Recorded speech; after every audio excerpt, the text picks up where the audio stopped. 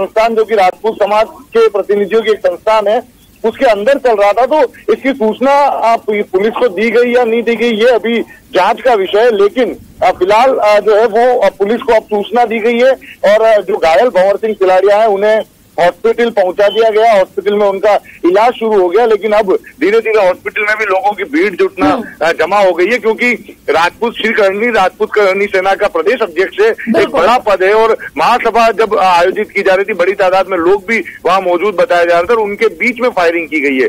तो घायल हुए हैं कि उनके वो किस तरह से गंभीर हुए हैं ये अभी चिकित्सकीय जांच के बाद में स्पष्ट हो पाएगा, लेकिन उन्हें अब हॉस्पिटल पहुंचा दिया गया और वहां पर इलाज जो है वो शुरू हो चुका है। बिल्कुल कपिल, इलाज शुरू हो चुका है। कमर में गोली लगी है, तस्वीरें हम दर्शकों को दिखा रहे हैं। सबसे पहले न्यूज 18 राजस्थान पर जब उस शख्स की पिटाई कर दी गई जिसने फायरिंग की, बीच बैठक में ये पहुंचता है। जैसा कि आप बता रहे हैं कि प्रदेश अध्यक्ष भंवर सिंह को पास बुलाता है और गोली चला देता है। निश्चित तौर पर कपिल, जिस तरीके से आप ये घटनाक्रम बता रहे हैं, ऐसा मालूम हो रहा है कि कोई रंजिशवश इस घटना को अंजाम दिया गया है कि जिस तरह से राजपूत समाज की महासभा के बीच में इस घटना को अंजाम दिया गया, तो निश्चित तौर पर कोई न कोई आपसी रंजिश जरूर सामने आ सकती है, क्योंकि मौके पर किसी तरह की कहासुनी की बात सामने नहीं आ रही है। सिर्फ जो जानकारी मिल रही है उसके अनुसार एक युवक जो कि अचानक से पास में चला गया और पास में जाने के बाद में जो उसके पास में जो पिस्टल थी वो लाइसेंस थी या अवैध है, ये अभी जांच का विषय है। लेकिन उसके पास जो पिस्टल थी उससे उसने फायर कर दिया और जैसे ही फायर किया एक तेज आवाज हुई और भंवर सिंह तिलाड़िया घायल हुए। उसके बाद में मौके पर क्योंकि बड़ी तादाद में लोग मौजूद थे, तो जो लोग मौजूद थे वो घायल अवस्था में, माफ कीजिए, वहां पर अफरा तफरी मच गई और जो घायल भंवर सिंह थे उन्हें हॉस्पिटल ले जाने की व्यवस्था उनके द्वारा की गई। उसे शायद निजी वाहन में ही हॉस्पिटल ले जाया गया और इस बीच जो युवक फायरिंग करने वाला था वो जो लोग मौके पर थे, जो भीड़ थी, उनके हाथ चढ़ गया, उसकी धुनाई कर दी गई और फिर पुलिस को सूचना दी गई और संभवतः युवक को पुलिस के भी सुपुर्द कर दिया गया है। बिल्कुल, युवक से पूछताछ भी जारी है। पूछताछ के बाद ये पता चल सकेगा कि आखिर उसने इस घटना को अंजाम क्यों दिया। लेकिन जो तस्वीरें हम देख पा रहे हैं, जो दर्शकों को दिखा रहे हैं, उसमें ये साफ तौर पर देखा जा सकता है कि जब वो शख्स पकड़ा गया तो उसके बाद किस तरीके से जमकर उस शख्स की धुनाई कर दी गई, क्योंकि करनी सेना के प्रदेश अध्यक्ष पर ही गोली दाग दी गई है। कमलेश, अभी वहां पर स्थिति क्या है, क्योंकि कार्यकर्ता बेहद गुस्से में नजर आ रहे हैं? देखिए, बिल्कुल अभी स्थिति बिल्कुल जो है कि वहाँ पर घायल को हॉस्पिटल पहुंचाया गया है, वहाँ पर इलाज चल रहा है और जो मौके पे मौजूद लगे काफी लोग जो है कि हॉस्पिटल पहुंच गए और कुछ लोग जो बिल्कुल आक्रोशित है वो पुलिस ने युवक को सुपुर्द कर दिया है। पुलिस उसको थाने पे ले गई और पूछताछ कर रही है। लोगों में काफी आक्रोश देखा जा रहा है और इस बात की तह तक जाने की कोशिश की जा रही है कि वहाँ किस मामले को लेकर, किस रंजिश को लेकर ये वारदात को अंजाम दिया। कपिल, बीएन संस्थान परिसर में ये बैठक चल रही थी, क्या आसपास कोई सीसीटीवी कैमरा मौजूद है जिसके चलते ये पता चल सके कि वो यहाँ पर अकेला पहुंचा था या कुछ साथी थी वे उसके जो फरार हो गए इस घटना को अंजाम देने के बाद? परिसर विश्वविद्यालय है, शिक्षण संस्थान है, बड़ा शिक्षण संस्थान है और निश्चित तौर पर अंदर कई सारे सीसीटीवी कैमरे जो है वो लगे हुए हैं। हालांकि अभी ये जांच का विषय है। पुलिस सीसीटीवी कैमरे के जो फुटेज है उन्हें अब खंगालने की कोशिश करेगी और ये जल्दी से जल्दी कोशिश की जाएगी कि क्या इस युवक के साथ और भी लोग यहाँ पर आए थे, ये पता लगाने की कोशिश की जाएगी। लेकिन फिलहाल की जानकारी, ये युवक अचानक से पास पहुंचा था, इसके पास पिस्टल थी, अभी किस मानसिकता के साथ में मौके पर आया था, ये जांच का विषय बना हुआ है कि क्या ये पहले से ही प्लान करके आया था कि उसे भंवर सिंह तिलाड़िया को गोली मारनी है। तो ये सारी जो बातें हैं ये पुलिस इन्वेस्टिगेशन के दौरान, पुलिस जांच के दौरान स्पष्ट हो पाएगी। तो फिलहाल पुलिस सुपुर्द जो है उस आरोपी को कर दिया गया है और भंवर सिंह तिलाड़िया का जो इलाज है वो भी शुरू करा दिया गया है। बड़ा शिक्षण संस्थान आप बता रहे हैं, तो ऐसे में सवाल तो उठेंगे सुरक्षा व्यवस्था को लेकर, क्योंकि बीच बैठक में एक शख्स हथियार लेकर पहुंचता है, फायरिंग करता है। क्या वहां पर कोई चौकीदार गार्ड मौजूद नहीं था? देखिए, आप देखिए कि महासभा का आयोजन हो रहा था, ऐसे में चौकीदार और गार्ड छोड़िए बहुत बड़ी तादाद में वहां पर लोग मौजूद थे। राजपूत समाज के कई सारे लोग मौजूद थे, लेकिन संभवतः किसी को भी इस बात का अंदेशा नहीं था कि इस तरह के घटनाक्रम को कोई व्यक्ति ऐसी सार्वजनिक महासभा के बीच में अंजाम दे सकता है। लेकिन अचानक से ये जो युवक है ये पास में आया और पास में आने के बाद इसने तुरंत फायरिंग की और फायरिंग करते ही जो गोली है वो भंवर सिंह तिलाड़िया के कमर में लगी। तो ये अंदेशा शायद किसी को नहीं रहा होगा कि इस तरह का घटनाक्रम जो है वो अंजाम दिया जा सकता है, लेकिन अब घटना घटित हो चुकी है तो अब पुलिस जांच के बाद पूरी स्थिति जो है वो स्पष्ट हो पाएगी। बिल्कुल, क्योंकि अपराधी कभी बताकर जुर्म नहीं करता। ऐसे में जरूरी है कि जो गार्ड्स वहां पर हैं वो सजग रहे। सवाल ये उठते हैं कि वो हथियार लेकर कैंपस के अंदर कैसे गया, बैठक के बीच कैसे पहुंचा। कई सारे सवाल खड़े हो रहे हैं सुरक्षा को लेकर। और कमलेश, जिस तरीके से अब ये शख्स पहुंचा, इसने फायरिंग की है, बाकी लोग वहां पर सुरक्षित है या नहीं, ये कैसे सिक्योर कर पाएगी पुलिस? सवाल तो उठेंगे। जी देखिए, बिल्कुल वहां पर जो फायरिंग हुई उसके बाद जो दूसरे जो लोग थे काफी डर भी सहन भी गए। लेकिन एक बार जो सबका जो था कि घायल को तुरंत हॉस्पिटल पहुंचाया जाए, और जो आक्रोशित लोग थे उन्होंने तुरंत उसको जिसको फायरिंग की उसको पकड़ लिया, उसकी पिटाई भी की, जुने भी की। उसके बाद पुलिस को सूचना दी और पुलिस मौके पर पहुंच गई और जो है कि उसको हिरासत में लेकर पूछताछ कर रही है। जी, पूछताछ जारी है, लेकिन सवाल खड़े हो रहे हैं सुरक्षा को लेकर कि गेट के अंदर, प्रीमाइस के अंदर एक शख्स हथियार लेकर कैसे पहुंचता है, बाकी लोग कैसे खुद को सुरक्षित महसूस करें। आप दोनों सहयोगियों लगातार इस खबर पर नजर बनाए रखिएगा। बहुत शुक्रिया फिलहाल आपका तमाम जानकारियों के लिए।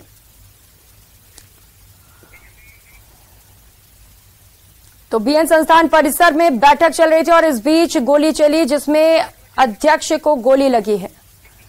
और राजस्थान यूनिवर्सिटी में छात्र संघ चुनाव की मांग को लेकर छात्र नेताओं ने सरकार के खिलाफ मोर्चा खोल दिया है। छात्र संघ चुनाव पर रोक लगाने का छात्र विरोध कर रहे हैं, जिसके बाद पुलिस और छात्रों के बीच झड़प भी हुई। और अब तक पुलिस ने 36 से ज्यादा छात्र नेताओं को हिरासत में लिया है और तकरीबन आधा दर्जन गाड़ियों को भी जब्त कर लिया है। आरयू में छात्र नेता एकजुट होने लगे हैं। आपको बता दें कि छात्रों ने प्रदर्शन की चेतावनी भी दी थी और प्रदर्शन को देखते हुए पुलिस भी वहां पर तैनात है।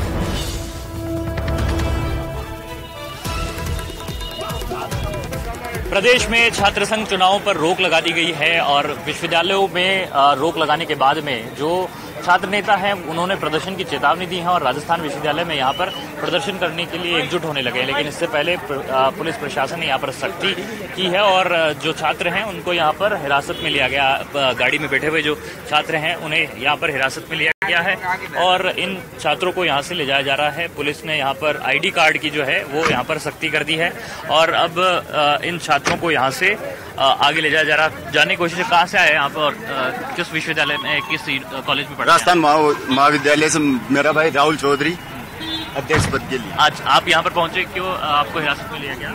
आज ऐसे ही मिलने के लिए आए थे, सभी छात्र नेता यहीं पे मिलने की बात थी। कोई प्रदर्शन था आप लोगों का?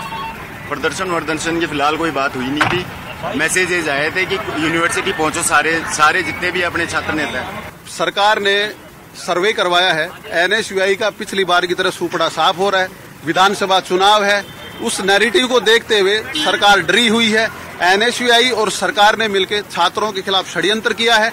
जिस प्रकार से आप प्रदेश में देखेंगे, पेपर लीक, बहन बेटियों के साथ बलात्कार, जिस प्रकार की घटना इस प्रदेश में हुई है, इस मुंह को लेके सरकार विधानसभा चुनाव और छात्र संघ चुनाव में कैसे जाएगी? सरकार को पता है कि प्रदेश का पूरा यूथ आपसे नाराज है। आपके छात्र संगठन की क्या हालत करेगा जो पिछली बार करेगा, इस वजह से सरकार डरी हुई है। और आप देखेंगे छात्र संघ चुनाव। एक बात बताइए भारत जी की, जिस तरह से ABVP है वो भी एक लंबे अरसे से यहाँ पर चुनाव नहीं जीत पा रही है, तो फिर ऐसे में आप NSUI पर आरोप लगा रहे हैं इस बात? तो सहयोगी आसिफ इस वक्त सीधे हमारे साथ जुड़ चुके हैं। आसिफ, भारी नाराजगी है छात्रों में, क्योंकि उम्मीद थी कि जब चुनाव होंगे तो जीतेंगे और राजनीति में अपना करियर बनाएंगे, लेकिन उम्मीदों पर पानी फिर गई है। अब ऐसे में क्या स्थिति इस वक्त वहां पर, क्योंकि प्रदर्शन की तस्वीरें लगातार सामने आ रही हैं? प्रियंका, सबसे पहले तो मैं कुछ तस्वीरें आपको दिखाता हूं, उसके बाद हम यहाँ जो राजस्थान यूनिवर्सिटी के स्टूडेंट्स हैं उनसे बात करने की कोशिश करते हैं। ये राजस्थान यूनिवर्सिटी का गेट है। पुलिस यहाँ पर पूरी तरीके से मुस्तैद की गई है और सबको चेक करके अंदर आने दिया जा रहा है। यानी कि सीधे तौर पर देखा जाए तो जो नेता हैं उन्हें सुबह से ही, जो छात्र नेता है उन्हें हिरासत में ले लिया गया था। इसके बाद में सुबह से ही पुलिस का भारी जाब्ता यहाँ पर मौजूद है। और दूसरी बात, जो दूसरा सवाल प्रियंका आपने पूछा था कि छात्रों ने बहुत तैयारी की थी, साल भर उन्हें इंतजार था, कैंपेनिंग कर रहे थे। कुछ गाड़ियां आप मेरी तरफ देख सकते हैं, बैनर देख सकते हैं, पीछे सबके जो है वो चुनाव प्रचार के तमाम तरह के बैनर लगे हुए हैं। ये इनकी साल भर की तैयारी थी। कुछ स्टूडेंट्स हमारे साथ हैं, उनसे बात करते हैं। क्या नाम क्या आपका? सर, मेरा नाम महेंद्र चौधरी है। महेंद्र, सरकार, आपने सुबह से घटनाक्रम देखा है, सरकार, राज्य सरकार ने जो है छात्र संघ चुनाव को बैन कर दिया, आप इसे कैसे देखते हैं और किस तरह की तैयारी थी आप? ये नाइंसाफ हुई है स्टूडेंटों के साथ कि ये रात को 2:30 बजे फैसला किया है सरकार ने, जो कि ये बिल्कुल गलत है। स्टूडेंटों ने कोई 2 साल से करा है, कोई 3 साल से। इसी कॉलेज के छात्र हैं? मैं यही यूनिवर्सिटी से हूँ, अभी मैं लॉ कॉलेज फर्स्ट ईयर का स्टूडेंट हूँ। क्या नाम है आपका? मेरा नोमान खान नाम है। तो नोमान, ये बताओ मुझे कि ये जो राज्य सरकार ने फैसला लिया है, आप भी चुनाव को लेकर तैयारियां कर रहे थे, आप भी स्टूडेंट है इसके, आपकी क्या प्रतिक्रिया इस पे? देखिए, सबसे पहले तो प्रतिक्रिया ये कि ये जो रात को 2 बजे सरकार का तानाशाही फरमान जारी हुआ है, ये साफ साफ छात्रों के अधिकारों को दबाना चाहते हैं, छात्रों की आवाज को दबाना चाहते हैं और ये एक दमनकारी नोटिस जारी किया गया। ठीक है नोमान, आपका क्या नाम है? सुरेंद्र चौधरी है मेरा नाम। तो सुरेंद्र, क्या प्रतिक्रिया आपकी सुबह से जो घटनाक्रम चल रहा है? बिल्कुल आसिफ, छात्रों में आक्रोश है और ये आक्रोश सड़कों पर भी देखने को मिल रहा है। हालांकि पुलिस की ओर से भी तमाम तैयारियां की गई हैं जिससे कि प्रदर्शन और भी ज्यादा उग्र न होने पाए। आप नजर बनाए रखिएगा। शुक्रिया फिलहाल तमाम जानकारियों के लिए। उदयपुर से बड़ी खबर सामने आ रही है। श्री राजपूत करनी सेना की बैठक के दौरान फायरिंग की सूचना मिल रही है। फायरिंग में प्रदेश अध्यक्ष भंवर सिंह को गोली लगी है। बीएन संस्थान परिसर में यह बैठक चल रही थी और बैठक के बीच एक शख्स वहां पर पहुंचता है, प्रदेश अध्यक्ष को पास में बुलाता है और उस पर फायरिंग कर देता है। बताया जा रहा है कि कमर पर गोली लगी है। बीएन संस्थान परिसर में बैठक के दौरान फायरिंग की सूचना मिल रही है। इस वक्त की बड़ी खबर आपको बता रहे हैं। बैठक में मौजूद लोगों ने एक युवक को पकड़ लिया और जमकर उसकी धुनाई कर दी और उसके बाद उस शख्स को पुलिस के हवाले कर दिया गया। तस्वीरें आपको दिखा रहे हैं। फायरिंग के बाद शख्स को पकड़ लिया गया और उसकी पिटाई कर दी गई। अब बड़ा सवाल यह है कि आखिर ये फायरिंग क्यों की गई थी, क्या मकसद था इसके पीछे? जिस तरीके से प्रदेश अध्यक्ष को बुलाकर उन पर फायरिंग की गई है, ऐसा प्रतीत हो रहा है कि कोई पुरानी रंजिश का ये मामला हो सकता है। हालांकि ये जांच का विषय है, अब पुलिस पूछताछ में जुटी हुई है। फिलहाल यहाँ रुकेंगे, छोटे से ब्रेक के लिए लौटेंगे।